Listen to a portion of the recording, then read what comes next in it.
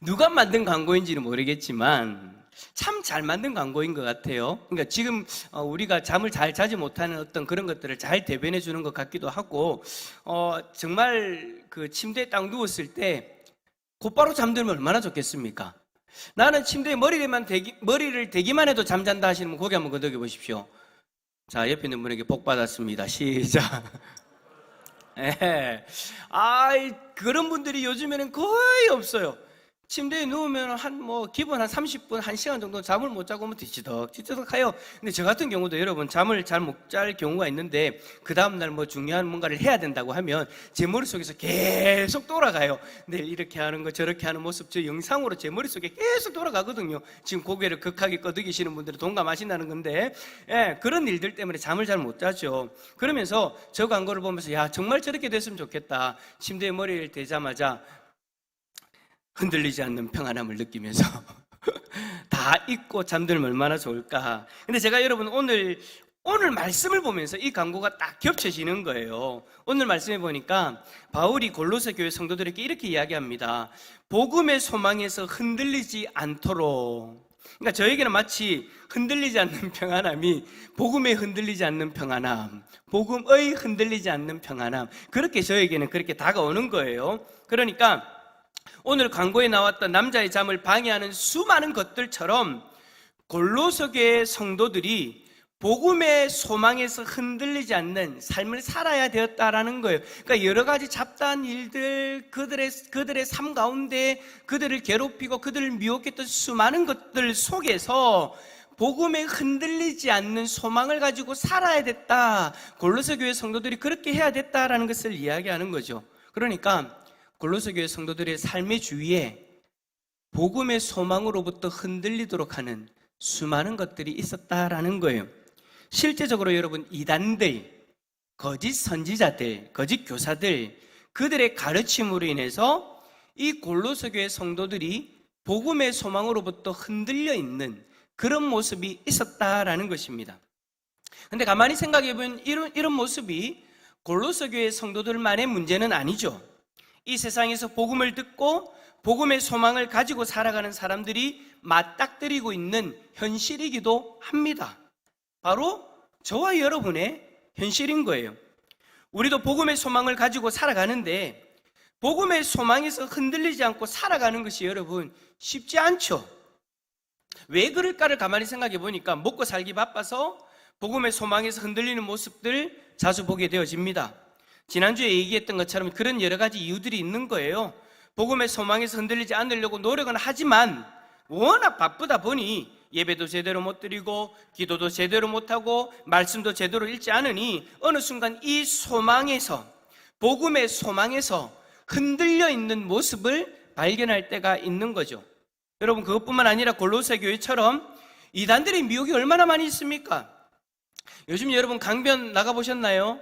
강변 나가보면요, 이단들이에요, 여러분. 장난이 아닙니다. 강변에 여러분 가관이 아니에요.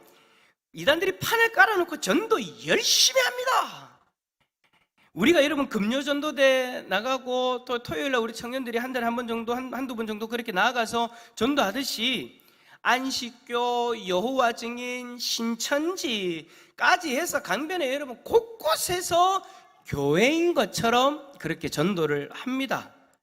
이전에는 여러분 자신들을 드러내지 않고 항상 보이지 않게 성도들을 미혹했던 그 신천지도 이제는 여러분 드러내놓고 전도를 해요. 제가 어제 이제 오후까지 이제 업무를 딱 하고 이제 오후 늦은 시간에 한 7시쯤 되었을 거예요.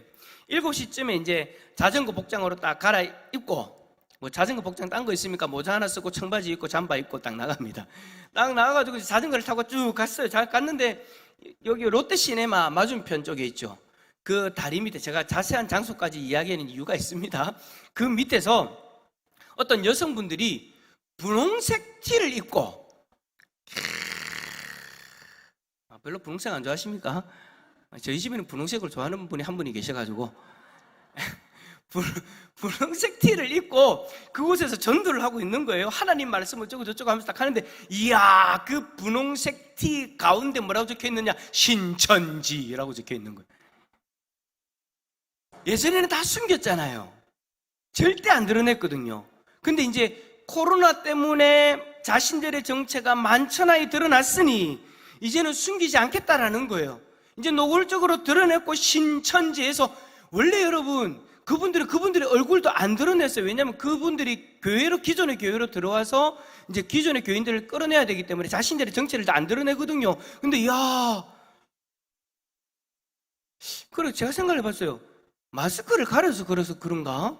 하여튼 얼굴을 다 공개를 해요. 거기 있는 분들은 공개를 하고 그렇게 이제 분홍색 티에 신천지 별로 잘 안 어울리는 것 같은데 하여튼 그렇게 그 자리에 서가지고 제가 한 바퀴 자전거 타는 코스 타고 딱 오니까 그분들이 철수를 하고 있던데 그분들의 수가 한 7, 8명 정도가 되어졌어요.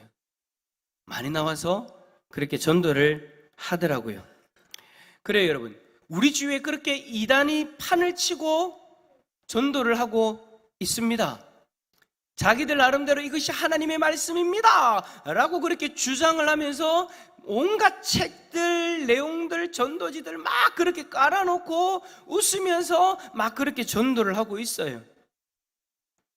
그러다가 믿음이 연약한 사람들이 혹시나 지나가다가 하나님 말씀하는 것에 딱 꽂혀가지고 딱 들어가서 이야기를 하다 보면 신천지들이 잘하는 거 있잖아요. 뭘 잘해요? 모릅니까? 몰랐구나. 거짓말을 잘하잖아요. 거짓말을 잘하니까 여러분, 제가 신천지 여러분 빠져나온 분들 이야기를 들어보면 한 사람만 딱 붙는 게 아니고요.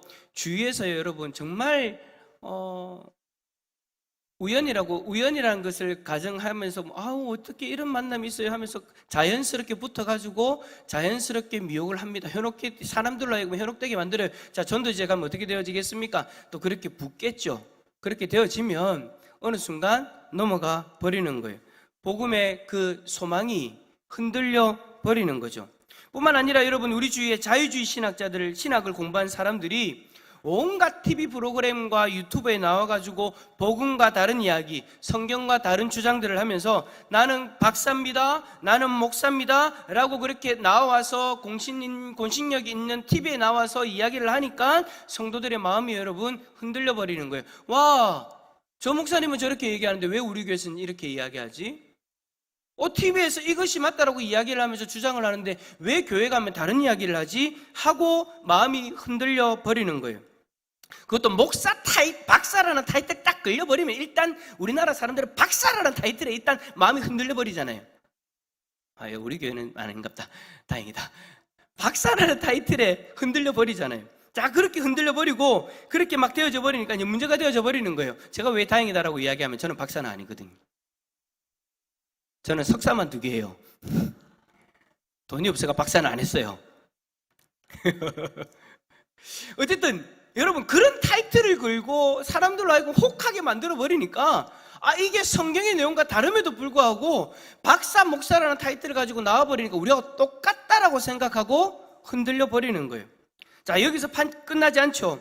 종교다원주의가 판을 치면서 다른 종교들도 인정해 줘야 된다는 그런 식으로 우리에게 다가옵니다, 세상은. 그러면서 우리에게 있는 복음의 소망을 흔들어 버리죠. 그들이 이야기하는 게 뭡니까? 다른 종교가 이야기하는, 주장하는 구원의 길과 방법도 인정해 줘라. 왜 자꾸 예수만 구원의 길이라고 이야기하냐?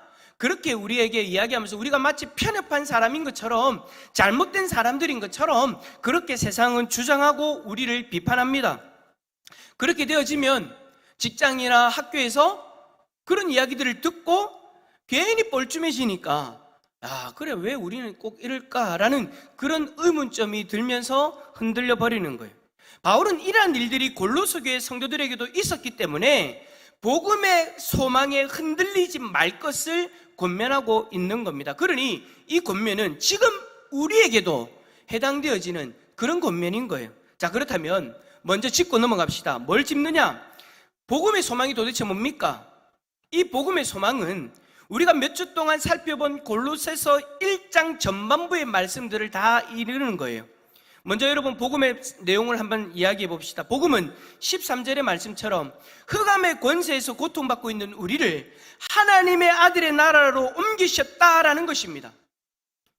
흑암의 권세, 즉 죄의 영향 아래에서 죽음을 향해 달려가고 있을 때 하나님은 사랑하는 독생자 예수 그리스도를 이 땅에 인간의 모습으로 보내주셨어요. 예수님은 보이지 않는 성부 하나님의 형상, 즉 하나님의 본체로서 창조 전부터 하나님과 함께 계셨다라고 그렇게 골로새서에서 이야기합니다. 만물이 다 그의 아래에 있지만 예수님은 우리를 흑암의 권세에서 구원하기 위해서 친히 자신이 창조한 이 만물 가운데에도 낮고 낮은 인간의 모습을 입고 이 땅에 오신 거예요. 그리고 그는 우리의 죄를 다 짊어지시고 십자가에서 자기의 생명을 내어주심으로 우리와 하나님 사이의 화평을 이루셨습니다.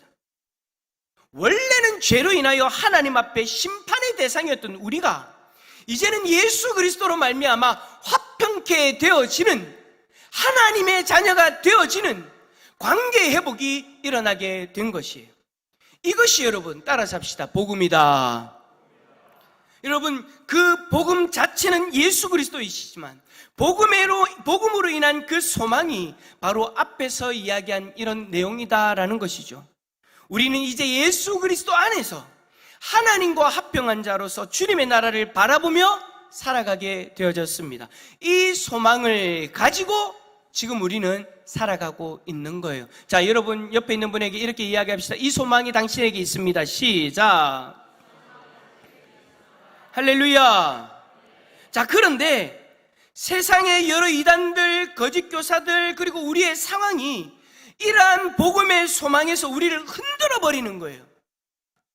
이단들의 미혹, 거짓 교사들의 말, 우리들의 상황이 우리로 하여금 우리에게 이미 있는 이 복음의 소망을 흔들어 버리고 있다라는 거예요. 여러분, 혹시 지난 한 주간 여러분에게 주어진 이 복음의 소망을 가지고 있다라는 거 잊지 않고 사셨습니까? 혹시 여러분에게 있는 이 복음의 소망이 지난 한 주간 흔들려 버리지는 않았습니까? 순간적으로. 내일애가 구원받겠나? 라는 생각으로부터 시작해서 내가 믿고 있는 예수님을 제대로 믿고 있는 것인가? 내가 예수님을 믿으면 정말 구원받는다고 이야기하는데 이 진리가 맞는 것인가? 세상의 여러 가지 이야기, 이단들의 이야기, 우리들에게 다가온 상황, 그것들로 인해서 우리 안에 이미 있는 그 소망이 흔들려 버리는 그 순간들 아마 있었을 수도 있겠죠.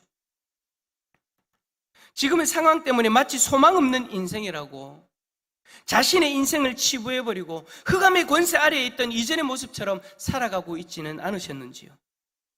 혹시나 이단들의 미혹에 흔들리거나 TV나 유튜브에 나오는 거짓 교사들의 이야기에 복음의 소망에서 흔들려버린 그런 모습으로 한 주를 보내지는 않으셨습니까? 그렇다면 우리는 더더욱 오늘 바울의 권면에 귀를 기울여야 됩니다. 바울은 우리에게 복음의 소망에서 흔들리지 않을 수 있는 방법을 한 가지 제시해 주는데요. 자, 23절 말씀 한 번 더 읽어봅시다. 23절입니다. 시작. 만일 너희가 믿음에 거하고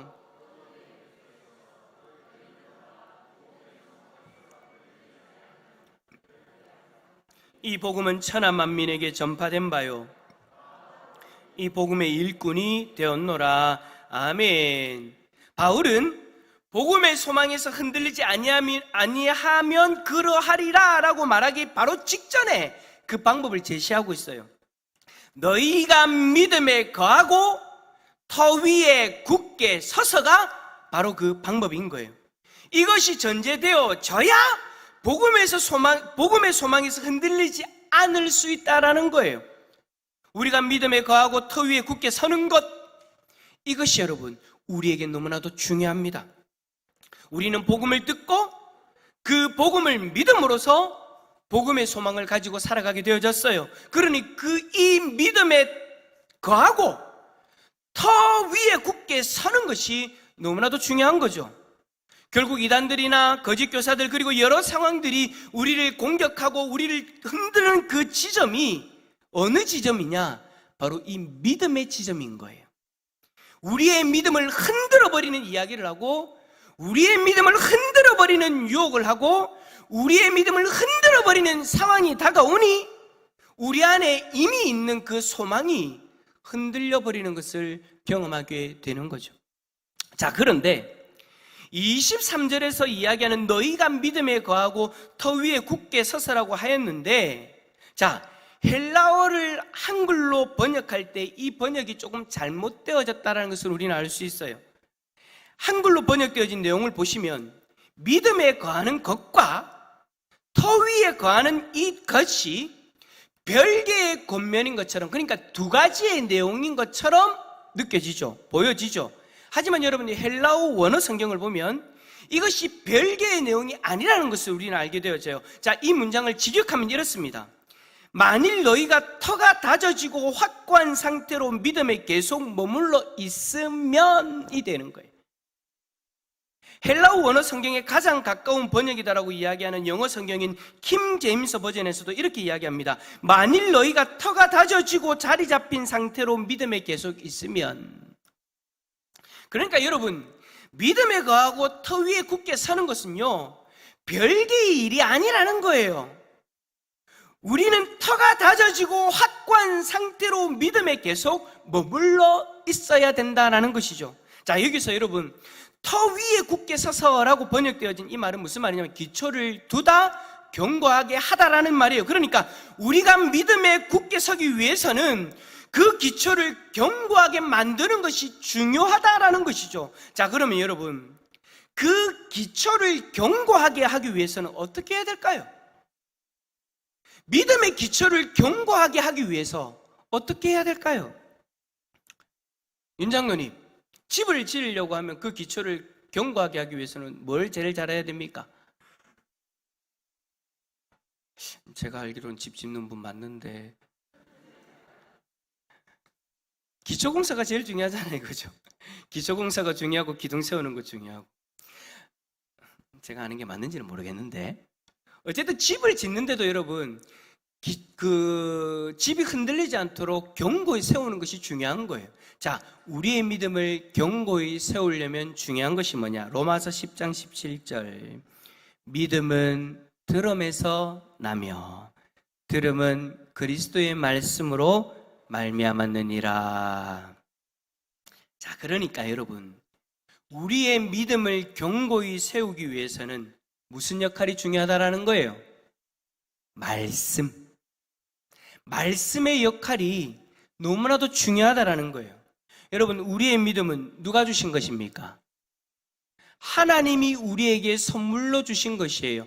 여러분, 아직까지도 믿음이 내 의지로 쟁취되어진 것이다라고 생각하는 분이 있다면 여러분, 그 생각 내려놓으시길 바랍니다. 성경은 분명하게 이야기합니다. 믿음은 하나님이 주신 선물입니다. 자, 그렇기 때문에 여러분, 우리의 믿음이 견고해지려면 세상의 다른 이야기나 철학이나 주장이나 상황이 필요한 것이 아니에요. 우리의 믿음이 견고해지려면 우리에게 믿음을 선물로 주신 하나님의 말씀이 필요합니다. 하나님에게서 주어진 믿음이니 하나님의 생각과 하나님의 마음이 담겨져 있는 이 말씀을 통해서 우리의 믿음이 견고히 세워져 가는 거예요. 여러분은 여러분의 믿음을 더욱 견고히 세워나가기를 원하십니까? 이단들의 공격과 거짓 교사들의 주장과 주어진 상황 가운데에서 흔들리지 않는 믿음으로 우리의 믿음을 세워가기를, 견고히 세워가기를 원하신다면 말씀으로 돌아가시기를 축복합니다. 다른 것이 아니라 하나님의 말씀을 배우고 듣고 그 말씀을 행하는 자리에 서시기를 바랍니다.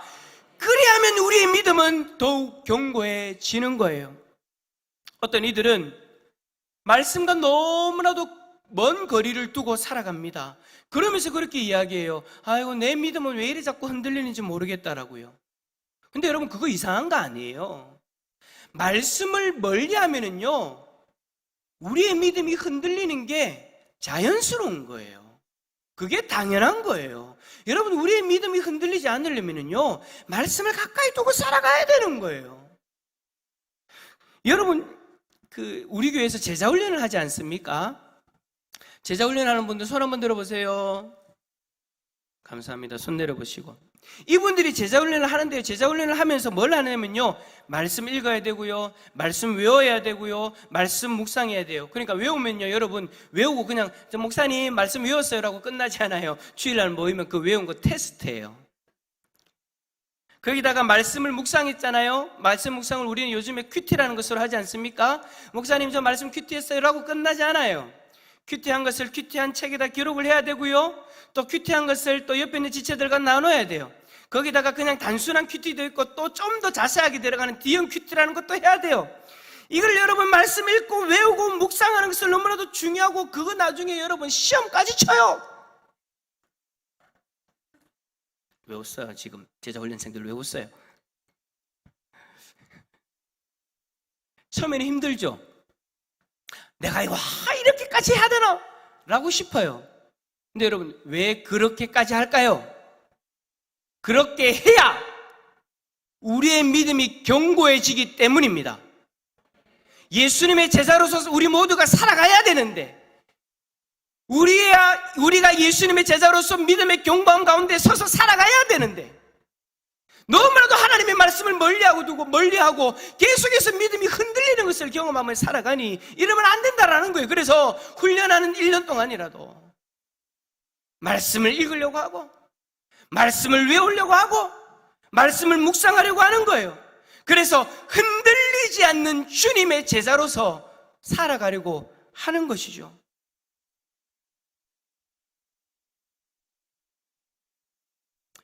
오늘 또 이 말씀 듣고 또 부정적으로 또 들어가지고 제자훈련 들어가면 힘들다라고 생각해갖고 다음에 제자훈련 할 때 안 들어오시면 안 됩니다. 따라서 합시다. 예수님의 제자는 견고한 믿음에 서야 된다. 우리 모두가 다 예수님의 제자예요, 여러분.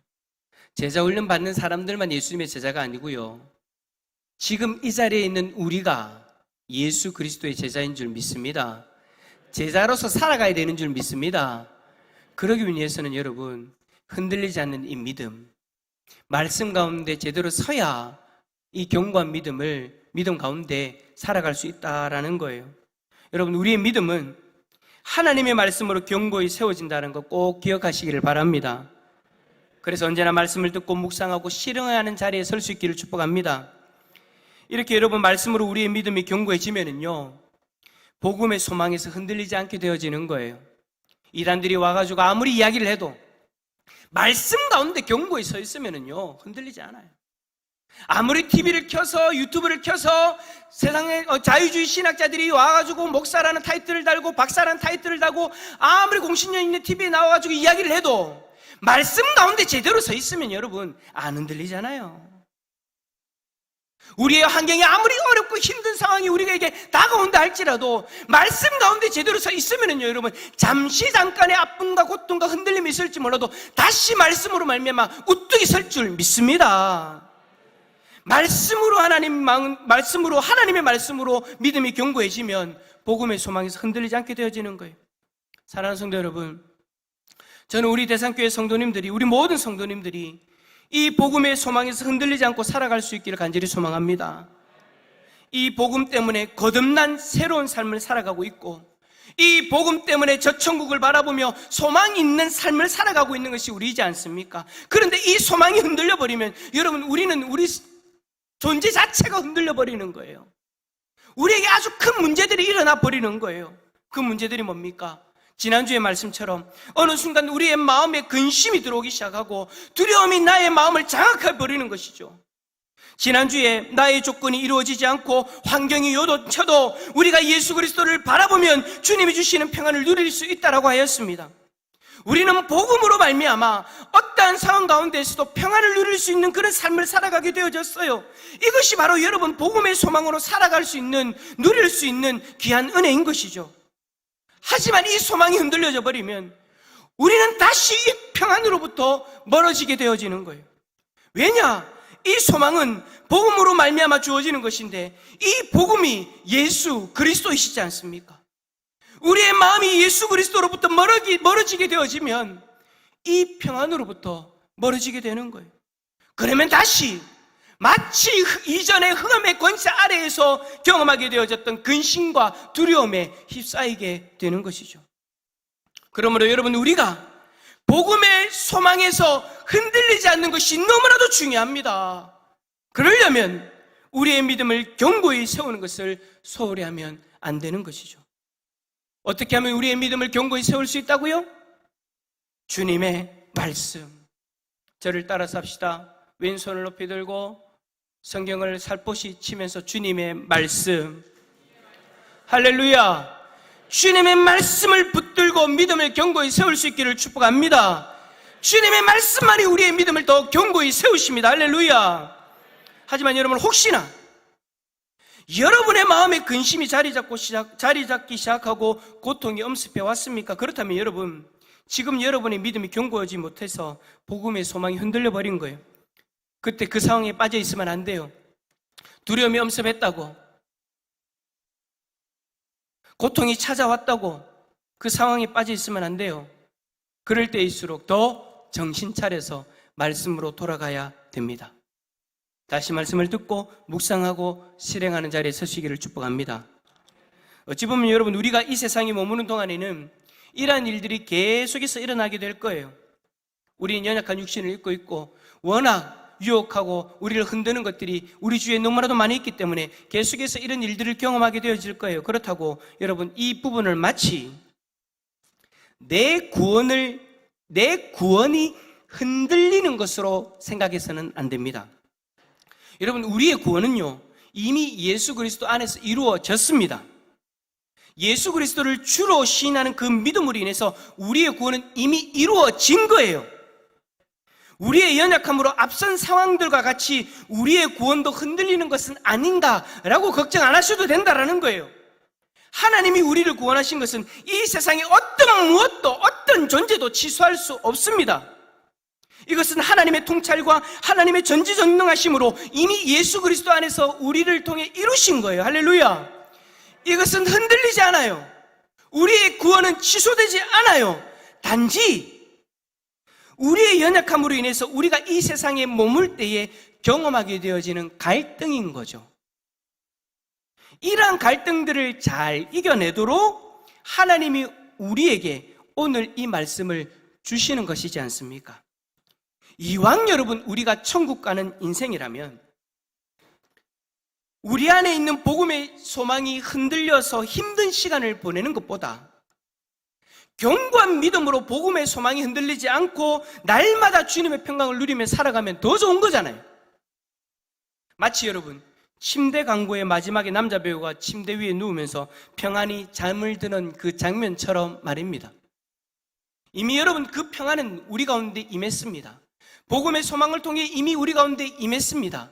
우리는 그 소망을 누리고 저 천국을 향해 달려가면 되는 거예요. 그러나 우리 가운데는 갈등이 여전히 있죠. 그런데 그 갈등 속에서 그 갈등에 빠져 살 필요는 없다라는 거예요. 그 갈등을 빠져나올 수 있다라는 거예요. 어떻게요? 하나님의 말씀을 통해서 우리의 믿음을 견고히 세우면 우리는 다시금 우리 안에 주어진 이 평안을 누릴 수 있는 줄 믿습니다. 우리에게 주어진 복음의 소망으로 이 평안을 누릴 수 있는 줄 믿습니다. 연약하기 때문에 경험하게 되어지는 그 갈등에 무너지지 마십시오. 우리는 그 갈등을 이겨낼 수 있는 이미 구원받은 하나님의 백성입니다. 사랑하는 성도 여러분, 주님의 말씀을 통해서 믿음을 더 견고히 세울 수 있기를 축복합니다. 그로 인해 복음의 소망에서 흔들리지 않는 편안한 삶을 살아가는 우리 모든 성도님들 다 되어질 수 있기를 예수 그리스도의 이름으로 축원합니다. 축원합니다. 한번 옆에 있는 분에게 마지막으로 이렇게 고백합시다. 복음의 소망이 흔들리지 마세요. 복음의 소망이 흔들리지 않기를 축복합니다.